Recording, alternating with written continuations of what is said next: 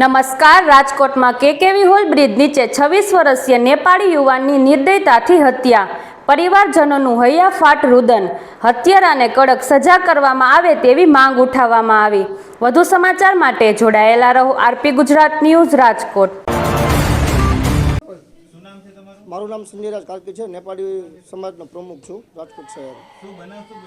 બનાવમાં આજે વહેલી સવારે મને રાજકોટ સિવિલ હોસ્પિટલમાંથી ફોન આવેલો કે અમારો કોઈ નેપાળી યુવક છોકરો હોય ને એના માથાના ભાગમાં ગંભીર રીતે કોઈ માર મારેલો હોય. એટલે મને જાણ સવારે સિવિલ હોસ્પિટલ થતા હું રાજકોટ સિવિલ હોસ્પિટલ દોડી આવ્યો હતો.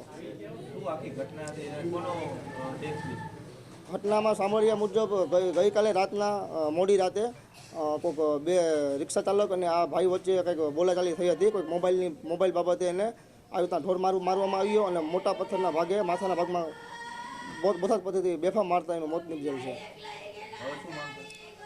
એના પરિવારજનોને ન્યાય મળે. આવડો નાની ઉંમરનો છોકરો આવી ખોટી નાની બાબતમાં આવી રીતના હત્યા કરવામાં આવે અને એ એકદમ ખરાબ બાબત છે. તંત્ર એની ઉપર ધ્યાન દે અને પરિવારજનોને ન્યાય મળે. રિંકલ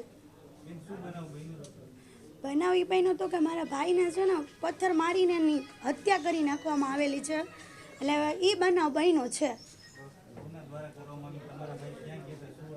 મારા ભાઈ છે ને 2 દી પહેલાં ગયો તો બહાર આટો મારવા. એને એમ કીધું મારા મમ્મીને કે હમણાં હું આવું છું. પછી તે આવ્યો ને અમને એમ થયું કે આવી જશે, પણ એ ન આવ્યો. એટલે પછી 4 વાગે સાહેબ આવીને મારા મમ્મીને કીધું કે તમારા છોકરાને આવું થઈ ગયું છે. એટલે મારા મમ્મી ત્યાં હોસ્પિટલે આવ્યા હતા.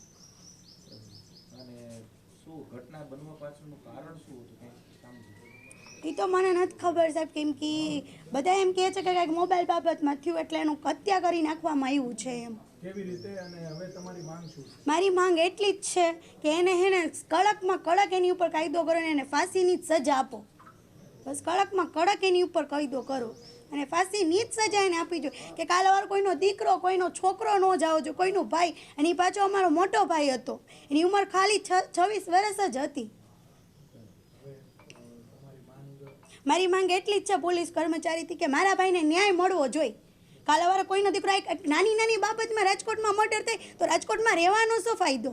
ને એવા લુખ્ખા કેટલાય ફરે છે કે કોઈના ભાઈને મારે છે, કોઈના દીકરાને મારે છે, બધાને મારે જ છે. આ વસ્તુ કેમ આવી થવી જોઈએ? બસ મારી એટલી જ નાઈ છે કે મારા ભાઈને ન્યાય મળવો જોઈએ. મારી બસ સરકારથી, પોલીસ કર્મચારીથી, એના મીડિયાથી બસ એટલી જ મારી ઓલી છે કે મારા ભાઈને ન્યાય મળવો જોઈએ. અને એ ગુનેગારને એને રોડ ઉપર કાઢીને એનો મોરચો કાઢવો જોઈએ કે એવા લુખ્ખા કાલાવારે કંઈક ફોન બાબતે કે પૈસા બાબતે કોઈ બી બાબતે કોઈના દીકરા એને તો કાંઈ ફરક નહીં પડે, પણ અમારું પરિવાર વિખાઈ જાય એનું ને. ની મારો મોટો ભાઈ હતો અને એની ભૂલ શું હતી કે અહીંયા હતો. રાહુલ વિશ્વકર્મા.